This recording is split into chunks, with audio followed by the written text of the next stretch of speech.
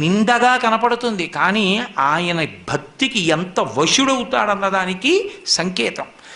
అంత ఉద్ధతి చేసి కాశీపట్టణంలో అల్లరి చేసినటువంటి గజాసురుణ్ణి త్రిశూలం మీద పక్కన పెట్టి ఆయన తపస్సు చేసుకుంటూ ఉండగా సామగాన మంత్రాల చేత పరమశివుణ్ణి స్తోత్రం చేస్తే పరవశించినటువంటి పరమశివుడు ఆయన కోరికని తీర్చడానికి వెంటనే ప్రసన్నుడై, నువ్వు నా తోలు ఒలిచి ఎప్పుడూ కట్టుకుని ఉండాలి, కృత్తివాసేశ్వరుడు అన్న పేరుతో కాశీపట్టణంలో శివలింగంగా ఉండాలి, ఈ తోలు వాసన రాకూడదు, దుర్గంధం ఉండకూడదు అంటే దుర్గంధం లేని తోలుగా మార్చి నెత్తురోడుతూ అప్పుడే నవనవలాడుతున్న ఏనుగు తోలుగా కట్టుకుంటుంటాడు.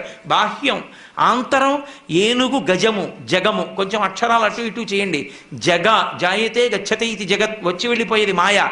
మాయని నేను లొంగదీయగలను, తోలు తీసి కట్టుకోగలను, మాయని నియంత్రించగలను, వహించగలను, నియంత్రించగలను, నియమించగలనని చెప్పగలిగి